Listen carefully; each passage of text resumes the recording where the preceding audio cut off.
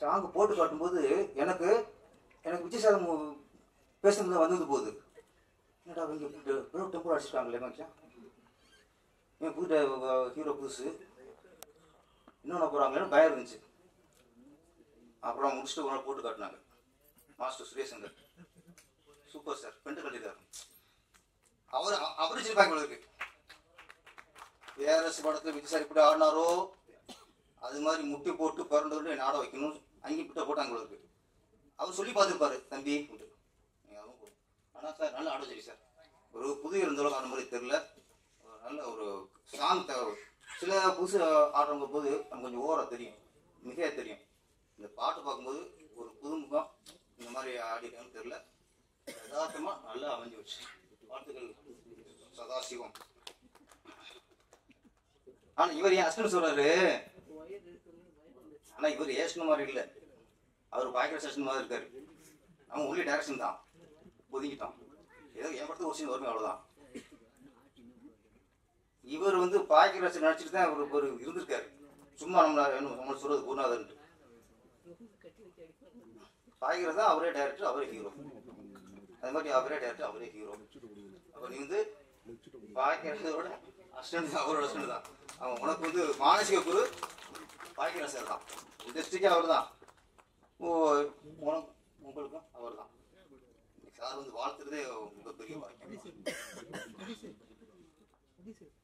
அந்த EMI title கொடுப்போம் sir, சீக்கிரம் முடிச்சிடலாம் சார்.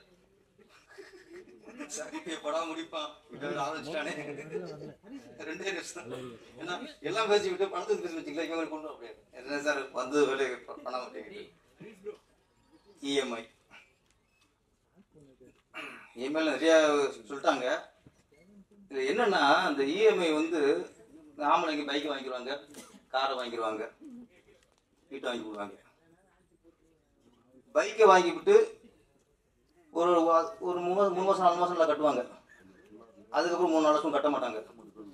அவங்க காலையில் டிஃபன் சாப்பிட்டு நல்லா சோத்தை கட்டிக்கிட்டு அந்த இஎம்ஐயில் அவங்க பைக்கை ஸ்டார்ட் பண்ணிட்டு கிளம்பிடுவா ஆஃபீஸ். எத்தனைக்கு 8 மணிக்கு கிளம்பிடுவாப்ல. கரெக்டாக 9 மணிக்கு வருவான். டிங் டிங்மா கதை தோப்பது யாரு? அவர் ஒய்ஃப். இஎம்ஐ வாங்குறது கணவன். அவன் பட்ட டார்ச்சராக இருக்குன்னு உங்களுக்கு பேசுற தோரணை இருக்கும்ல, அவன் ஆதரவு மாதிரி தான் பேசுறதுலாம் அப்படியே இருக்கும். எங்க உங்க புருஷன் எப்போ வருவாரு, ஃபோன் பண்ணுங்க. அப்புறம் இல்லைங்க அவர் ஃபோனை எடுக்க மாட்டாரு, நாங்கள் ஃபோனை எடுக்க மாட்டாரு, நீங்கள் ஃபோனை எடுங்க. போடுங்கம்மா, ஸ்பீக்கர் போடணும், அது ஸ்பீக்கரில் போட்டுக்கலாம். இதை அப்புறம் போய் சமாளிச்சு போயிடுவாங்க. அதுக்கப்புறம் சாயந்தரம் வரும் 4 மணிக்குள்ள வந்துட்டார் அவங்க புருஷன் போனவர் நைட்டு 12 மணி வந்தால் கூட அவங்க கழுவிட மாட்டாங்க. ஒய்ஃப் லேட்டாக வந்தால் கூட கழுவிட மாட்டாங்க. இவங்க கழுப்பாரு, இன்னுமா வரல உங்க புருஷன். சரி, மறுநாள் 2 நாள் கழிச்சு இவன் பெல் அடிப்பான். அந்த மாதிரி கதவு திறக்கிறதா வேணாமா? வந்திருக்கிறது யாரு? சொந்தக்காரன் வந்திருக்கானா, இல்லை ஒரு கடன் கேட்டேன் கடன் கொடுக்க வந்திருக்கானா?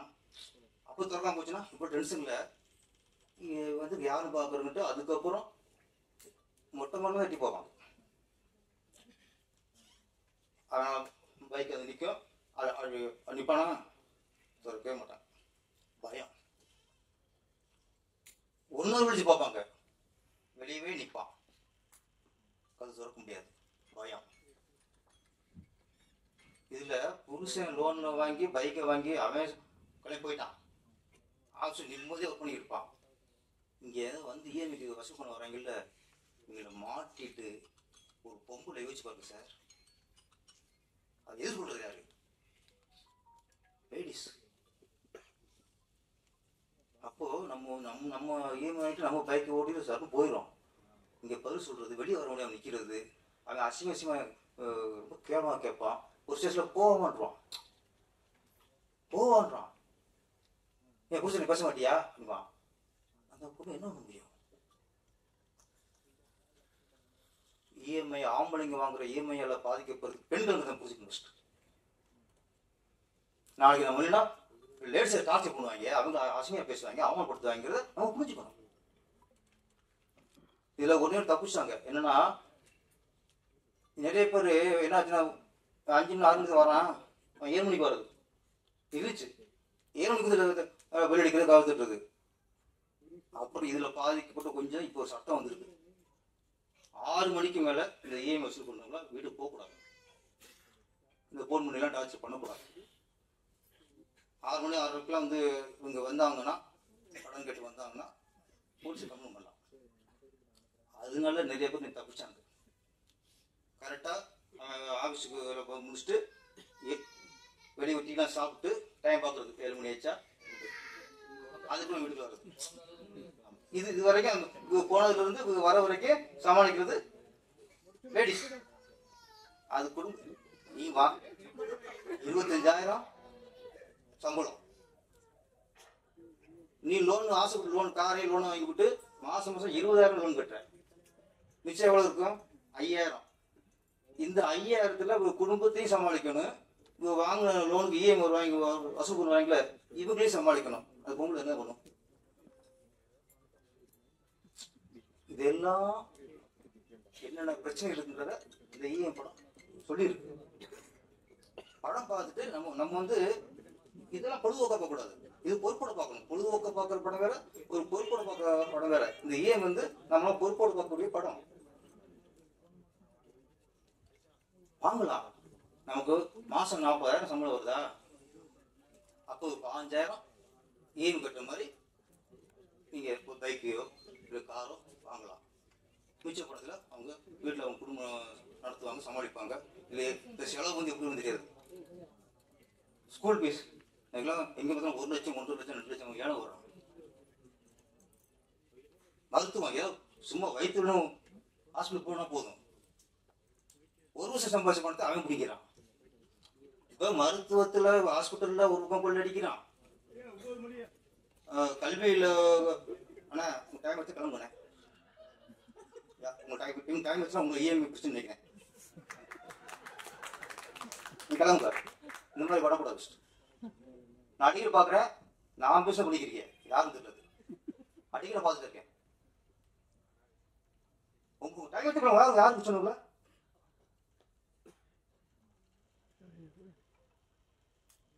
கொஞ்சம் இல்லை இது நான் ரெகுலர் பார்த்துருக்கேன், அது கோவம் வருது.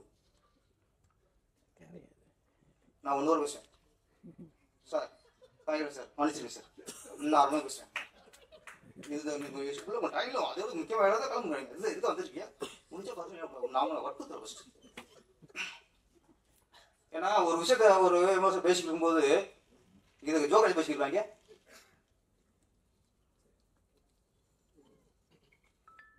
அப்போ 40,000 50,000 சம்பாதிக்கும் போது 20,000 இஎம்ஐ கட்டணும், பிரச்சனை இல்லை. எப்படி சமாளிக்கலாம்? ஒரு பக்கம் ஹாஸ்பிட்டலில் கொள்ளடிக்கிறாங்க, ஒரு பக்கம் ஸ்கூலில் கொள்ளடிக்கிறாங்க, எப்படி வாழ்றது? இதில் இஎம்ஐ கட்டிட்டு இதுலேயே வாழ்க்கையை இழந்துக்கூடாது. இது என்னன்னா ரோட்டில் வாழ மாட்டோம், வாழ்றதுக்கா போராடிக்கிட்டே வாழ்ந்து செத்துருவோம். சம்பாதிக்க வாழ்றதுக்கா போராடுறதுக்கா? வாழ்றது. அப்போ சம்பாதிச்சு வாழணும்னா, சந்தோஷமான நிம்மதியாக வாழணும்னா நம்ம இஎம்ஐலேருந்து கொஞ்சம் தப்பிக்கணும். அந்த விஷயத்தை தான் இன்னைக்கு உள்ள காலகட்டத்துக்கு இன்னைக்கு என்ன பிரச்சனை? இன்னைக்கு என்ன ரெண்டு போதை, ஒன்று டாஸ்மாகில் சரக்கு அடிச்சுட்டு அந்த போதை, இன்னொன்று இஎம்ஐயில் பணம் வாங்கிட்டு சந்தோஷம் பண்ணுற இந்த போதை. இந்த 2 போதையுமே ஒழியணும். நன்றி, வணக்கம்.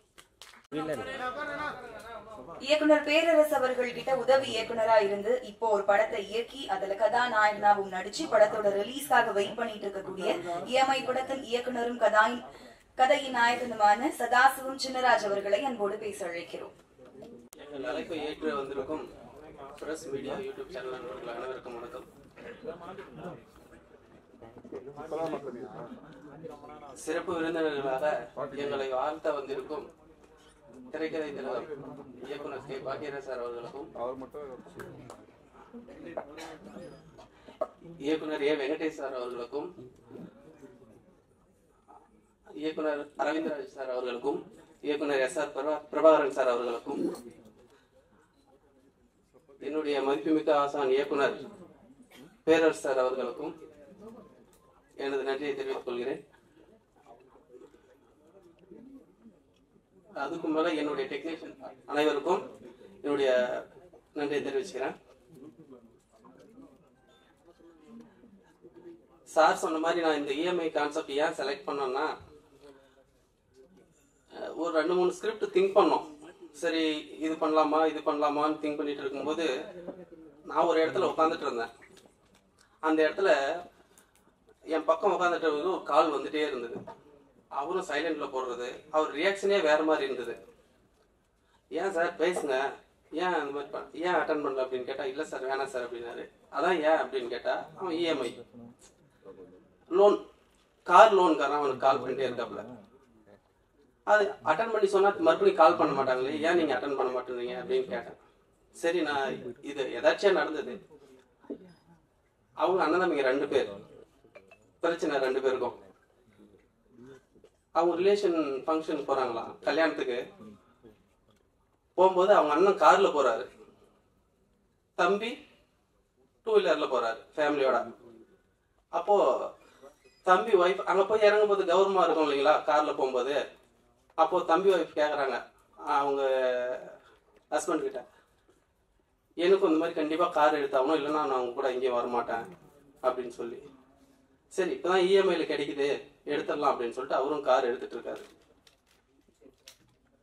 கார் எடுத்து ஒரு கொஞ்ச நாள் கரெக்டா இஎம்ஐ போயிட்டு இருக்கு. இவரும் முடிஞ்ச வரையிலும் கட்டிட்டு இருக்காரு. சார் சொன்ன மாதிரி இப்ப 40,000 வாங்கினா அதுக்குள்ளதான் நம்ம கட்டி ஆகணும், அதுக்கு மேல போனா கஷ்டம், சமாளிக்க முடியாது. இவரும் முடிஞ்ச வரையிலும் சமாளிச்சு பார்த்திருக்காரு, அதுக்கப்புறம் முடியல. அதுக்கப்புறம் 3 மாசம் கழிச்சுதான் இந்த கால் டார்ச்சர் ஆரம்பிச்சிருக்கு. அது அப்பதான் சொன்னாரு அவர் எனக்கு, இந்த மாதிரி கார் எடுத்துட்டு சார் என்னால இப்போ இஎம்ஐ கட்ட முடியல, அவங்க டார்ச்சரும் என்னால தாங்க முடியல, அதனாலதான் போன் எடுக்கிறதுக்கே எனக்கு பயமா இருக்கு அப்படின்னாரு. இதுக்கு சூரிட்டி போட்டோம் அவனுடைய ஃப்ரெண்டு. இவரு போன் எடுக்கலன்னா அது சூரிட்டி போட்டவனுக்கு கால் போகும், அவனுக்கு ஒரு பக்கம் டார்ச்சர். அப்ப இதை எப்படி ஃபேஸ் பண்றது? அவங்க ஒன்லி கார் சீஸ் பண்ணி போயிடணும், காரை விட்டுறணும். எடுத்துட்டு போயிட்டாலையும் அது சும்மா விடுறதில்ல. 1 வருஷம் 2 வருஷம் கழிச்சு மறுபடியும் நோட்டீஸ் அனுப்புவாங்க. என்னன்னு, உன் கார் இவ்வளவு ரேட்டுக்கு போயிடுச்சு, இவ்வளவு அமௌண்ட் நீ கட்டணும், அது கட்டி ஆகணும் அப்படின்னு சொல்லி. இது நடக்குது. இது அதுக்கப்புறம் நான் விசாரிச்சது. இது கான்செப்ட் நான் திங்க் பண்ணது காரணம் அந்த ஃபேமிலி. ஓகே, அப்போ இப்ப இருக்கிற ஆடியன்ஸ் வந்து இஎம்ஐல கண்டிப்பா 90% பாதிக்கப்பட்டிருப்பாங்க. அப்ப இந்த கான்செப்ட் அப்படின்னா கண்டிப்பா நம்ம வந்து ஜெயிக்கலாம், வெளியில தெரியலாம் அப்படின்னு சொல்லி திங்க் பண்ணி தான் சரி இஎம்ஐ அப்படின்னு சொல்லிட்டு ஆரம்பிச்சோம். எல்லாம் முடிஞ்சோடனே சார் பேரரசு சார் தான் சொன்னேன். முடிஞ்ச வரையும் எனக்கு படம் ஸ்டார்ட் பண்றதுல இருந்து இப்போ இந்த நாள் வரையிலும் சாரால முடிஞ்சு சப்போர்ட் பண்ணிட்டு இருக்காரு. எனக்கு ரொம்ப தேங்க்ஸ் சார். ஒவ்வொரு சீஃப் கெஸ்ட் கூப்பிடுறது கூட சார்கிட்ட தான் கேட்பேன், சார் பண்ணலாமா சார் அப்படின்னு. அவர் ஒவ்வொன்றும் அவர் நேற்று நைட்டு கூட ஒரு 9 மணி இருக்கும் கால் பண்ண சொன்னாரு. அந்த மாதிரி ஒவ்வொன்றும் எனக்கு நிறைய ஹெல்ப் பண்றாரு. இந்த மாதிரி பண்ணுவாங்களான்னு தெரியல, ஏன்னா சார் பண்ணிட்டு இருக்காரு, அதனால அவருக்கு எனக்கு ரொம்ப நன்றி. என்னுடைய ப்ரொடியூசர், என்னுடைய கிளாஸ்மேட், +2ல +1ல ஒன்னா படித்தோம், +2 இல்லை முடிச்சுட்டு பல வருஷம் ஆயிடுச்சு. எப்பயாவது ஒரு முறை பேசிக்குவோம். அவர் வந்து பஞ்சாயத்து தலைவர் ஆயிட்டாரு. அதுக்கு வாட்ஸ்அப்ல மெசேஜ் பண்ணுவோம், எப்பயாவது ஒரு டைம் தான், அடிக்கடி பேசுறதில்ல. அப்போ படம் பண்ணும்போது ப்ரொடியூசர் வேணும், நம்ம ஒரு 4 பேர் சேர்ந்து படம் பண்ணிடலாம் அப்படின்னு சொல்லிட்டு பேசிட்டு இருந்தோம். அந்த 4வதுல சாரும் 4 பேர்ல சாரும் ஒரு ஆள் தான் அப்படின்னு சொல்லி போய் கேட்க போனேன். போன உடனே இந்த மாதிரி இஎம்ஐன்னு சொன்ன உடனே சூப்பர் பண்ணலாம் அப்படின்னாப்ல. இந்த மாதிரி 4 பேர் இல்லை 5 பேர் சேர்ந்து பண்ணலாம்ப்பா அப்படின்னு சொல்லி சொன்னேன். எவ்வளோ போட வேண்டியது வரும்னாரு. இந்த மாதிரி வர்றதில் ஷேர் பண்ணிக்க வேண்டியதான் அப்படின்னா, அதெல்லாம் வேணாம், எதுக்கு 4 பேர் போட்டாங்கன்னா அவங்களுக்கு நீ ஒரு பதில் சொல்லணும், ஒரு 5 லட்சம் கொடுத்தா கூட அவங்களுக்கு நீ பதில் சொல்லணும், நீ அப்படிலாம் பண்ணாத, நானே பண்ணுறேன், நீ பண்ணு அப்படின்னு சொல்லி எனக்கு தைரியம் சொன்னார். ஃப்ரெண்ட்ஷிப்பில் நமக்கு எல்லாருக்கும் ஃப்ரெண்ட் இருக்கும் கண்டிப்பாக, ஆனால் அந்த ஃப்ரெண்ட்ஷிப் வந்து எப்போ உதவுதுன்றது யாருக்கும் தெரியாது. அந்த மாதிரி எனக்கு கரெக்டான டைமில் கை கொடுத்தாரு. நான் நடிக்கிறதா இல்லை, சார் சொன்ன மாதிரி நாங்கள் வந்து ஹீரோ தான் பார்த்துட்டு இருந்தோம். பட்ஜெட் அதிகமாக போயிட்டு இருந்தது, எங்கள் பட்ஜெட்டே கம்மி தான். ஆனால் அந்த படத்தோட பட்ஜெட்டே ஹீரோ கேட்டதுனால எங்களால் முடியல. சரி நம்ம சின்ன பட்ஜெட்டில் பண்ணுறோம், கரெக்டாக பண்ணணும், எல்லாம் அவ்வளோ கொடுத்துட்டா திரும்பி கடன் வாங்கி பண்ண முடியாது, மாட்டி போயினா இன்றைக்கி இருக்கிற சினிமா அந்த மாதிரி இருக்குது அப்படின்னு சொல்லிட்டு பேசும்போது சார் தான் சொன்னார், பேரர் சார், சார் அப்படி பண்ணும்போது நீயே ட்ரை பண்ண வேண்டியது தானே அப்படின்னு. நம்ம ப்ரொடியூசரும் என்னது நண்பன் அவரும் அதே தான் சொன்னார், நீயே பண்ணுப்பா ஏன்பா அப்படின்னு. இல்லைப்பா அது சரி வராது பார்க்கலாம் அப்படின்போது, இல்லை நீ எதுவும் ஃபீல் பண்ண, தைரியமாக நீ பண்ணு அப்படின்னு சொல்லி சப்போர்ட் பண்ணார். அதுக்கப்புறம் தான் சரி ஓகே நம்மளே பண்ணிடலாம் அப்படின்னு சொல்லிட்டு பண்ணது தான் பண்ணேன். இது எதர்ச்சியாக நடந்தது தான், நான் நடிக்கணும்னு சொல்லி தெரியல. அது மாதிரி ஒவ்வொரு விஷயமும் இதுவரையிலையும் செலவாயிருக்கிறது ₹1 கூட என்கிட்ட இதுவரையிலையும் கணக்கு கேட்கல என்னுடைய நண்பன். அதே மாதிரி அவருக்கு கரெக்டா உண்மையா நானும் நடந்துட்டு இருக்கேன். இதுவரையிலையும் எனக்கு லைஃப் கொடுக்குறாரு.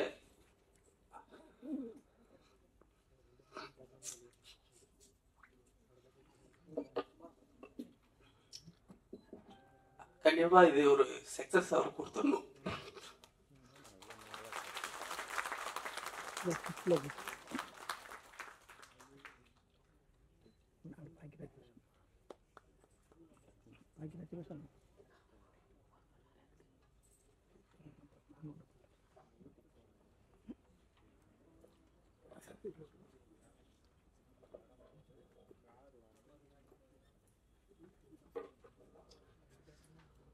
ஒவ்வொரு விஷயமும் இதுவரையிலும் பார்த்து தான் செஞ்சுட்டு வரோம், ஒவ்வொரு செலவும்.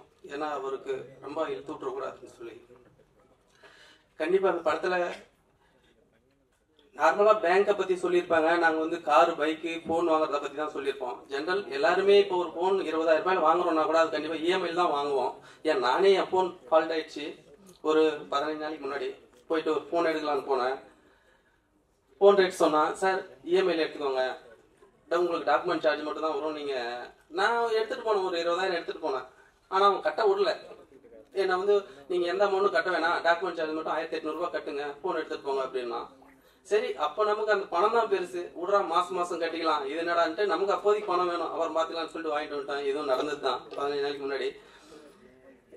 இந்த மாதிரி கண்டிப்பா பெரும்பாலும் அனுபவிச்சிருப்பாங்க. அதே மாதிரி ஒரு டியூ கட்டலனாலையும் அவங்க கால் பண்ணி இன்னைக்கு டியூ டேட்டு, இல்லைன்னா இன்னைக்கு கட்டி ஆகணும், இந்த மாசம் கட்டலாம், வீட்டான அனுபவிக்காதவங்க யாரும் இருக்க மாட்டாங்க. கண்டிப்பா ஒரு நாள் ஒரு போன் காலாவது கண்டிப்பா வந்திருக்கும். ஒரு அந்த மாதிரி தான் நாங்கள் கரெக்டாக அதை பேஸ் பண்ணி தான் பண்ணியிருக்கோம். கண்டிப்பாக அது எல்லாருக்கும் பிடிக்கும். நாங்கள் இஎம்ஐ எடுங்க எடுக்காதீங்கன்றதெல்லாம் நாங்கள் சொல்ல வரல, எடுத்துட்டு அவன் எப்படி அதை அனுபவிக்கிறான்றதான் சொல்ல வரோம். அதே மாதிரி நம்ம இப்போ இன்னுயிர் காப்போம்னு ஒரு திட்டம் இருக்கு. அதில் வந்து என்ஹெச்ல ஆக்சிடென்ட் ஆனால் 48 மணி நேரம் ட்ரீட்மெண்ட்டுக்கு 1 லட்சம் வரையிலும் கிளைம் பண்ணிக்கலாம். அது நம்ம தமிழ்நாடு கவர்மெண்டோடைய அறிவிச்சிருக்கு. பெரும்பாலும் யாருக்கும் தெரியாது அந்த ஸ்கீமு. சரி ஓகே, ஏதாவது ஒரு மெசேஜ் சொல்லணும், நம்ம இதை பேஸ் பண்ணி இதை கனெக்டிங்னா ஏதாவது ஒன்று சொல்லணும் அப்படின்னு சொல்லிட்டு நாங்கள் அதை சொல்லியிருக்கோம். கண்டிப்பாக இதை ஆடியன்ஸ் பார்த்தாங்கன்னா இந்த படத்து மூலிமா ஒரு 100 பேரோ 200 பேரோ அதில் வந்து பயனடைஞ்சா எங்களுக்கு உண்மையாக ஒரு சந்தோஷம் தான். இது ஆல்ரெடி ப்ரொடியூசரும் சொன்னார், நான் அவர்கிட்ட ஸ்கிரிப்ட் சொல்லும் போது சொன்னார், பண்ணலாம்ப்பா, இதனால மக்களுக்கு ஒன்று போய் சேருதுன்னா கண்டிப்பாக பண்ணலாம் அப்படின்னு சொல்லி சொன்னார். கண்டிப்பாக அது ஒரு மெசேஜாக இருக்கும், எல்லாரும் பார்க்குற மாதிரி தான் கண்டிப்பாக படம் இருக்குது. சப்போர்ட் பண்ண டெக்னீஷியன் எல்லாருமே, பாண்டி, ஆதவன், சுரேஷ் மாஸ்டர், அவர் சார் சொன்ன மாதிரி ஒரு 2 நாள் ரிஹர்சல் போனேன். எனக்கு இதான் வேணும் அப்படின்ட்டேன்னா, இது ரொம்ப கஷ்டப்பட்டோம், இருந்தாலும் மாற்றலாம், மூமெண்ட் மாற்றலான்னு இல்லை, வேணாம் மாஸ்டர் இதே இருக்கட்டும் அப்படின்னு சொல்லி. ஏன்னா ஒவ்வொன்றும் பார்த்து பார்த்து தான் செஞ்சுருக்கோம். கண்டிப்பாக சப்போர்ட் பண்ணுங்கள். ட்ரைலர்லேயே தெரிஞ்சிருக்கோம். கண்டிப்பாக ரிலீஸ் முன்னாடி ப்ரெஸ் ஷோ அரேஞ்ச் பண்ணுறோம், பாருங்கள். கண்டிப்பாக உங்களுக்கு பிடிக்கும், சப்போர்ட் பண்ணுங்கள். அதே மாதிரி ஒரு சில பேர் நடிச்சிருக்காங்க, அவங்களுக்கு சால்வை போட்டு மரியாதை செஞ்சிடலாம் அப்படின்னு சொல்லிட்டு.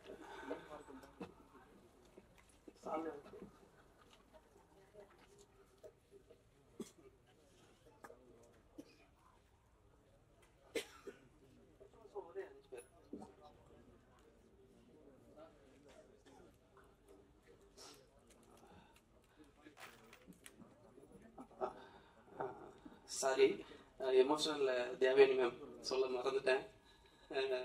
தேனப்பன் சாரும் சொல்ல மறந்துட்டேன். சொன்னா இல்லையான்னு தெரியல, ஏன்னா ஒரு இதாக இருக்கு. Sorry ma'am. நாங்கள்லாம் அப்போவே உங்களை பார்த்து ரசிச்சுட்டு இருந்தோம். எங்கள் ஃபேமிலியே உங்களுக்கு ஃபேன்.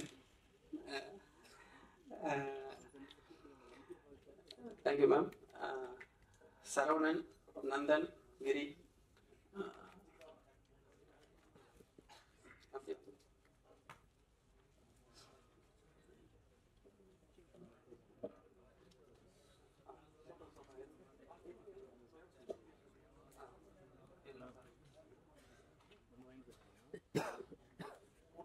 ராஜேஷ் எங்க பாரு ராஜேஷ்.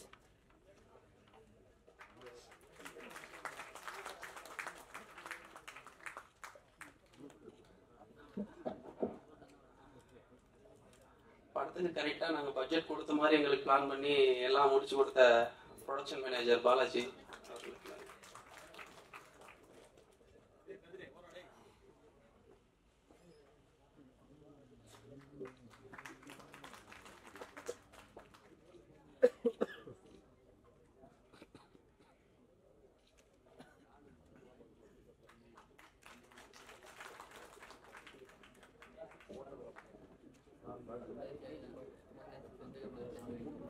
Okay, thank you.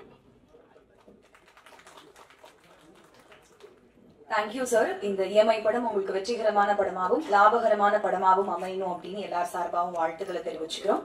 அடுத்தபடியாக, கதைகள் யார் வேணாலும் எழுதலாம், ஆனா திரைக்கதை எழுதுறது அப்படிங்கிறது ஒரு தனி கலை அப்படின்னு சொல்லுவாங்க. அந்த வகையில இவர் அதுலதாமா ஸ்பெஷலிஸ்டே. திரைக்கதை திலகம் இயக்குனர் திரு கே பாக்யராஜ் அவர்களை அன்போடு பேச அழைக்கிறோம்.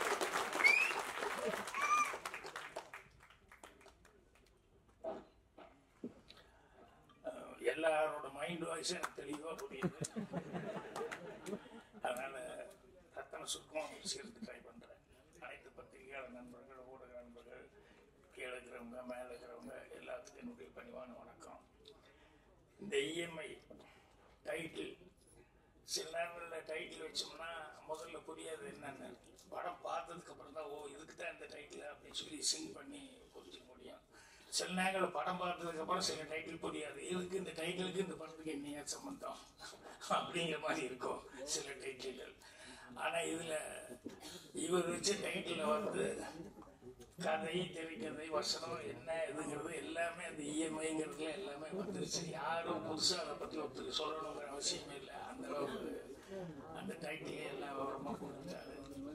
ஸோ இந்த ப்ரொடியூசர் நான் ரொம்ப நாளைக்கு அப்புறம் இந்த மல்லையன் அப்படிங்கிறத பேர் கேள்விப்படுறேன். என்னென்னா 50 வருஷத்துக்கு முன்னாடி எங்கள் ஊரில் கோதாபட்டி வச்சுருந்தார் ஒரு மாஸ்டர், மலையன் மாஸ்டர்னு சொல்லி. அவர்கிட்ட வந்து பழகிறதுக்காக ஓட எங்கள் வீட்டில் தண்ணி எடுத்துட்டு வந்துட்டாங்க. இதெல்லாம் நீ செய்கிற வேலையா அப்படிங்கிற மாதிரி சொல்லி. ஸோ அந்த பேர் இன்னைக்கு வந்து அவருக்கு வந்து முதல்ல நன்றி தெரிவிச்சுக்கணும். என்ன அப்படின்னா, ஒரு டைரக்ட் பண்ணுற வழியே ஹீரோவாக நடிக்கிறதுக்கு முதல்ல அக்செப்ட் பண்ணி அவருக்கு அந்த வாய்ப்பு கொடுத்ததுக்கு அவருக்கு ஏன்னா அவர் அந்த நன்றியை வந்து எப்படி தெரிவிக்கணும்னு தெரியல, அவர் கண்ணு கலங்கிடுச்சு. ஸோ அந்த அளவுக்கு அவருக்கு நன்றி. அதே மாதிரி ஒருத்தர் அழகாக சொன்னாங்க, அரவிந்த் ரஜிதான் சொன்னாங்க நினைக்கிறேன், இஎம்ஐ யாருக்கும் வைக்கல நினைக்கிறேன் ப்ரொடியூசர். அந்த அளவுக்கு டெக்னீஷியன்கிட்டையும் வந்து அரவணைப்போட எல்லாத்தையும் செட்டில் பண்ணி இது பண்ணியிருக்காரு. அதுக்காகவும் இவர் இவ்வளோ சிரமப்பட்டதை டிஸ்ட்ரிபியூட் பண்ணுறவரும் இங்கே வந்திருக்காரு இல்லை, அவருக்கும் என்னுடைய மனமார்ந்த நன்றியும் தெரிவிச்சுக்கிறேன். இந்த பொண்ணை பற்றி தெரிஞ்சுக்கன்னா ஆத்தங்கரைக்கு போயிடலைன்னா கிணத்து மேட்டை குளத்து மேட்டை போய் பொண்ணை பற்றி தெரியும் அப்படிம்பாங்க. அந்த மாதிரி வந்து சினிமாவில் வந்து யாராவது புதுசாக டைரக்ட் பண்ண வர்றாங்க அப்படின்னு சொன்னோம்னா அவங்க எங்கே வேலை பார்த்தாங்க அப்படிங்கிற மாதிரி சொல்லி அவங்கள வச்சு தான் இவங்க எப்படி என்னங்கிறதுலாம் தெரிஞ்சுக்க முடியும்னு சொல்லுவாங்க. அந்த மாதிரி சதாசிவம் சின்னராஜ் அவர்கள் வந்து எங்கே வேலை பார்த்தாரு என்ன அப்படின்னு சொல்லி விசாரிக்கும் போது அப்புறம் முதல்ல அவர் வந்து திருமணிக்கிட்ட வேலை பார்த்தாரு. அதுக்கப்புறம் கடைசியில் வந்து பேரரசுக்கிட்ட வந்து வேலை பார்த்தாரு அப்படின்னு சொல்லி சொன்னாங்க. ஸோ முதல்ல வந்து இந்த படத்தினுடைய இசை வெளியீட்டு விழா அப்படிங்கிறதுனால வந்து இந்த பிச்சை கோடீஸ்வரர் ஆகணும், அவர் அந்த அளவுக்கு பாட்டு போட்டிருக்காரு, நல்லா மெலடியும் நல்லா போட்டிருக்காரு. அதே மாதிரி அவருடைய அஸ்கு பிஸ்குன்னு சொல்லி ரிஸ்க் எனக்கு ரஸ்க்கு அந்த பாட்டு அதையும் 6/8 பாட்டும் ரொம்ப நல்லா போட்டிருக்காரு. அதனால சாங்ஸை பொறுத்த வரைக்கும் சொல்ல போகாத பண்ணியிருக்காரு. மற்ற டெக்னீஷியன் எல்லாருமே ரொம்ப சிறப்பாக வந்ததில் பணியாற்றிருக்காங்க. எல்லாத்துக்கும் என்னுடைய வாழ்த்துக்களை ஒன்று தெரிவிச்சுக்கிறேன். பேரரசு அவர்கள் வந்து நிறைய விஷயங்கள் என்னை பற்றி என் படங்களை பார்த்து அதெல்லாம் பார்த்து பண்ணுவேன் அப்படின்னு சொல்லி அப்பப்போ மனைவி அவங்க எல்லாம் வந்து சொல்லுவாங்க. அவர் வந்து படங்கள்ல வந்து அவர் எங்கடா வேலை பார்த்தாரு அப்படின்னு சொல்லி பார்த்தோம்னா அவர் பார்த்ததுக்கும் அவர் பண்ண படங்களுக்கும் பார்த்தோம்னா அது ரொம்ப வித்தியாசமா தான் இருக்கும். ஏன்னா ராமநாதன் சார் டோப் பண்ணிருக்காரு. அவர் மனுஷன் நம்புறத விட நாய் பூனை புலி இந்த மாதிரி வந்து இதை நம்பினா பெட்டர் அப்படிங்கிற மாதிரி நிறைய படம் அதுல வந்து ஆடு அந்த மாதிரி அவர் இது பண்ணவர். அதுக்கப்புறம் தரணிக்கிட்டையும் வேலை பார்த்துருக்காரு. ஆனால் இவர் ரெண்டும் இல்லாமல் இவர் ஒரு டைப்பில் வந்து இவருடைய படங்கள் இருந்தது. அது வந்து அவருடைய படங்களில் வந்து பெரும்பாலும் அந்த தங்கச்சி சென்டிமெண்ட் மிஸ் ஆகாமல் இருந்திருக்கும். அம்மா சென்டிமெண்ட்டு அண்ணன் அப்படிங்கிறது. அதுக்கப்புறம் தப்பு பண்ணுறவன் வந்து தண்டனைக்கு உள்ளாகணும், தப்பு பண்ணுறவன் திருந்தணும் அப்படிங்கிற மாதிரி எல்லாமே ஒரு நெகட்டிவ் இல்லாமல் பாசிட்டிவான படங்களாக தான் அவர் எல்லாமே பண்ணியிருக்காரு. அதே மாதிரி அவருடைய டைலாக்ஸில் கூட அது எனக்கு சொன்னாங்க. இந்த மாதிரி இந்த திருப்பாச்சி டைட்டில் எப்படி வந்தது அப்படிங்கிறது சொல்லி அடித்தா கிள்ளி சொல்லாம அடித்த திருப்பாச்சி அப்படிங்கிறத விஜய் வந்து இது நீங்களே பேசுங்க நல்லா இருக்கும் பேரரசு அப்படிங்கிற மாதிரி சொல்லி அவர் அந்த இது பண்ணார் அப்படிமா. அதே மாதிரி பாடல்கள் எல்லாம் அவர் அங்கங்கே வந்துக்கிட்டு இருப்பார். தேவர் புலிஸ்லாம் எம்ஜிஆர் படமா இருக்கும், பாட்டா இருக்கும். வேற சரோஜி தேவி எம்ஜிஆர் பாட்டு இருப்பாங்க. திடீர்னு தேவர் அப்படி ஒரு வக்கீல் போற அப்படி நீக்கிட்டு அப்படி வருவார். ஒவ்வொரு படத்துலயும் அந்த பாட்டை பாடல அப்படி டப்புன்னு எங்காவது ஒரு மரம் விழுந்து அப்படி எட்டி பார்ப்பாரு. தேவர்கிட்ட கேட்பாங்க என்னென்ன அவர் டூயிட் பாடிட்டு நீங்க நடுவில் வந்து இதுல வந்து இப்படி டப்புன்னு டயன்னு கையில கத்தியோட வந்து நிக்கிறீங்க. அவன் தம்மடிக்கு எந்திரிச்சு போயிடுவான், வேற எதுக்காக எந்திரிச்சு போவானுங்க. நான் அப்படி ஒரு என்ட்ரி கொடுத்து கத்தியோட இருந்தேன்னா பாட்டு முடியக்குள்ள ஏதாவது பண்ணாலும் பண்ணிடுவாருன்னு சொல்லி அவனும் வெளியே போக மாட்டேன்டா அப்படின்னு. அந்த மாதிரி அவர் சில டெக்னிக்கில் அவர் அப்படி அந்த மாதிரி இவரும் படத்துல அங்கங்க முக்கியமான இடத்துல வந்து இருந்தாரு. அதுக்கப்புறம் அவரே ஹீரோவாகவும் நடிச்சாரு. அப்புறம் பாட்டு எழுதினாரு. ஆத்தாடி அந்த பாட்டு தானே, ஆத்தாடி அம்மாடி ஆத்தாடி, அது மிகப்பெரிய ஹிட் ஆச்சு. ஸோ இப்படி தொடர்ந்து வந்து அவர் வந்து பல ஹிட்டுகளை கொடுத்தாரு.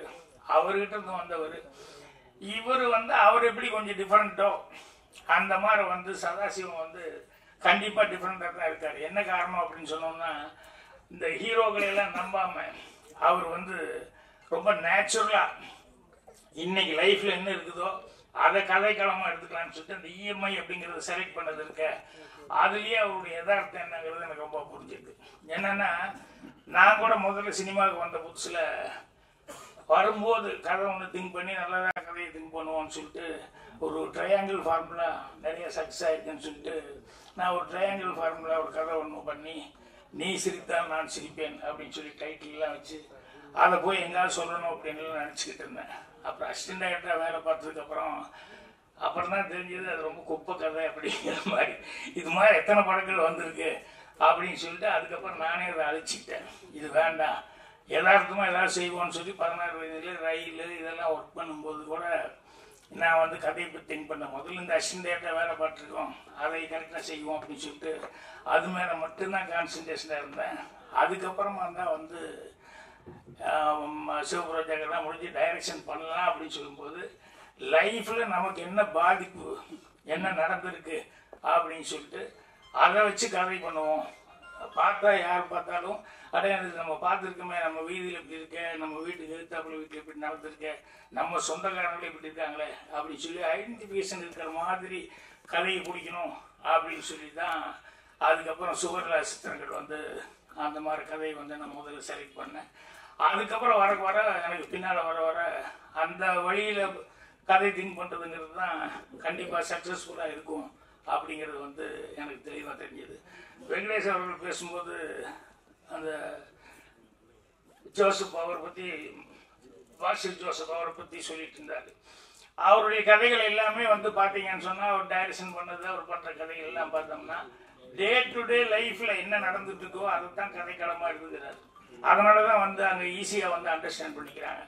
ஸோ இங்கே பாடி ரொம்ப ஆதங்கப்பட்டு பேசினாப்புல, என்ன அது படமே ஓட மாட்டேங்குது, நிறைய ப்ரொடியூசர் வந்து ப்ரொடியூசர் டைரக்டர்ஸ் யூனியன் இன்னைக்கு தலைவர் அவர் தான், அவரே டைரக்ட் பண்ணால் போனே கிடைக்க மாட்டேங்கிறாரு, டைரக்டருக்குலாம் யாரும் கிடைக்க மாட்டேங்க, அவரே அப்படி பேசிட்டு போகிறாரு இதெல்லாம். ஸோ அவருக்கு வந்து ஃபாரின் அந்த இது நிறைய வர்றதுனால இங்கே போய் படங்களில் புக் ஆகி இங்கே தேடிக்கிட்டு இவங்க சொன்ன மாதிரி இஎம்ஐயில் தான் பேமெண்ட் அப்படிங்கிற மாதிரிலாம் இல்லாமல் அவருக்கு போனால் கரெக்டாக இருக்குதுங்கிறதுனால நானே ஒரு வெளியூரில் தான், வெளிநாட்டில் அங்கே இங்கே தான், துபாயில் அங்கே இங்கே தான் நானே 2-3 தடவை சந்திக்க வேண்டி வந்தது. ஸோ அந்த மாதிரி இருக்காரு. ஆனால் அவர் வந்து என்னென்னா இதையும் கான்சன்ட்ரேஷன் பண்ணி கொஞ்சம் டைம் எடுத்துக்கலாம் அப்படின்னு சொன்னோம்னா கண்டிப்பாக அவருக்குன்னு ஒரு வாய்ப்புகள் வந்து கண்டிப்பாக வரும். ஏன்னா அவருக்கு இருக்கிற டேலண்ட்டுக்கு வந்து கண்டிப்பாக வந்து நல்ல வாய்ப்புகள் வர்றதுக்கான சான்சஸ் இருக்குது. அப்புறம் எல்லாருமே இதை ஃபீல் பண்ணி சொல்லிக்கிட்டு இருந்தாங்க, என்னென்ன படம் ஓடுறதில்லை அப்படி இப்படின்ட்டு. படங்கள் வந்து கண்டிப்பாக நிச்சயமாக ஓடும். இப்போ அவர் இந்த ஜோசப் சொன்னாங்க, பாசில் ஜோசப், அதெல்லாம் வந்து என்னென்னா நேச்சுரலாக வந்து அவங்க வந்து படம் வந்து எடுத்துட்டு இருக்காங்க. கதைகள் வந்து எங்கேயுமே அங்கேயும் இங்கேயும் இப்படி போய் தேடி கீடி எல்லாம் வந்து கதையை வந்து திங்க் பண்ணிட்டு இருக்கிறதில்ல. லைஃப்பில் என்ன நடக்குதோ அதை வச்சு தான் கதை பண்ணணும் அப்படின்னு சொல்லிட்டு அவங்க ஃபீல் பண்ணதுனால தான் அந்த கதைகள் மலையாளத்தில் இருக்கிற கதைகள் எல்லாம் குயிக்காகவும் எடுக்க முடியுது. ரொம்ப அவங்களுக்கு செட்டு போட வேண்டியது இல்லை, பிரம்மாண்டங்கள் அத்தியாவசியமாக தெரியல. அதே மாதிரி வந்து அவங்களுக்கு வந்து கோடிக்கணக்கில் செலவு பண்ணுங்கிற அவசியம் இல்லாமல் இருக்குது. அதனால் இப்போ இவர் இந்த இஎம்ஐ அப்படிங்கிறது எடுத்துக்கிட்டு அவர் சொன்னார் ஹீரோ கிடைக்கல அப்படின்னா, ஹீரோ கிடைக்கலன்னா ஒன்றும் தப்பு ஒன்றும் இல்லை நீங்கள் நடிச்சது. ஏன்னா நீங்கள் அந்த கேரக்டர் உண்டான இயல்பாக தான் இருந்தீங்க. என்ன அந்த டூயட் பாடும்போது மட்டும் எனக்கு இந்த மாதம் இஎம்ஐ கட்டலையே, முடியுமா முடியாதான், டூயட்டில் கூட அந்த பொண்ணு அழகாக சிரிச்சுக்கிட்டு இருக்குது ஹீரோயின், இவர்கிட்ட மட்டும் லேசாக அந்த ஃபீலிங் இருந்தது. நான் பாட்டப்போ அதுதான் கவனிச்சுக்கிட்டு இருந்தேன். சரி என்ன மாதிரி டான்ஸ் தகராறு போல இருக்கு அப்படின்னு அப்புறம் நல்லா யோசிச்சு பார்க்கும்போது அவருடைய டைட்டிலே மைண்டுக்கு வந்துடுச்சு. ஸோ அவர் வந்து முதல் தடவையாக வந்து அது செய்யும்போது வந்து ரொம்ப அவர் நம்மளை நம்பி கொடுத்துருக்காரு, நம்மளை நம்பி படம் போட்டிருக்காரு, கண்டிப்பாக இதை நம்ம நல்லபடியாக சக்ஸஸ்ஃபுல்லாக செய்யணும் அப்படிங்கிற மாதிரி அந்த பொறுப்புணர்ச்சியோடு செஞ்சுருக்காரு. அதே மாதிரி அவருக்கு வந்து எல்லாருமே மியூசிக் டேரக்டர்லேருந்து கேமராமேன்லேருந்து இன்னும் ப்ரொடக்ஷன் மேனேஜர் எடிட்டர் எல்லாருமே வந்து அவருக்கு வந்து நல்லபடியாக அவர் சக்ஸஸ்ஃபுல்லாக வரணும் அப்படின்னு சொல்லி அவருக்கு வந்து எல்லாம் ஹெல்ப் பண்ணியிருக்காங்க. ஸோ அதை வந்து அவர் ரொம்ப மனசில் வர்றது தானே ஈஸியாக வெளியே சொல்ல முடியும். ஸோ அந்த அளவுக்கு இது பண்ணியிருக்காரு. கண்டிப்பாக இப்படி ஒரு நல்ல தயாரிப்பாளர் கிடைச்சதுனால இவர் வந்து இந்த படம் வந்து, ஏன்னா இஎம்ஐங்கிறது நேச்சுரலாக வந்து எல்லாருமே இதை பற்றி எல்லாரும் பேசினாங்க. இதில் இருக்கிறது என்ன ப்ளஸ் மைனஸ் எல்லாமே சொன்னாங்க. தேவயானி சொன்ன மாதிரி நல்லது இருக்குது கெட்டது இருக்குது. இது நல்லதாக எடுக்கிறதுன்னா நல்லதாக எடுத்துக்கலாம், கெட்டதாக எடுக்கிறதுனா லிமிட்டாக வாங்கி இதுக்குள்ளே நம்ம கண்ட்ரோலாக பண்ண முடியும் அப்படின்னு சொல்லி சொன்னோம்னா அது நமக்கு ஹெல்ப்ஃபுல்லாக இருக்கும். ஆசைப்பட்டுக்கிட்டு இப்போ அவரே டைரக்டர் பேசும்போது சொன்னார்ல, ஒய்ஃப் வந்து சொல்லிச்சு நான் அடுத்த இடம் போகிற காருக்குள்ள நான் வரமாட்டேன் அப்படின்னு சொன்னால் அப்புறம் வேறு வழி இல்லை, புருஷன் கொண்டு கொண்டாடிக்குள்ளே சண்டைன்னா என்ன பண்ணுவான், சரி போய் கையெழுத்து போட்டுருவோன்னு சொல்லி கையெழுத்து போடுவான், அப்புறம் மாட்டிக்குவான். அப்புறம் பேரர் சொன்ன பொண்டாட்டி தான் பதில் சொல்லணும், அந்த பொண்டாட்டி தான் பதில் சொல்லி ஆகணும், வேறு என்ன பண்ணுறது.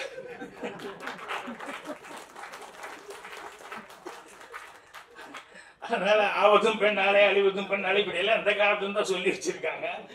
அதனால அவங்களுக்கு எப்பவுமே அந்த அடுத்த வீட்டு அப்படி இப்படின்னு பாக்குறதுல சில நேரங்களில் சில பெண்களுக்கு வந்து அது வந்துடும்.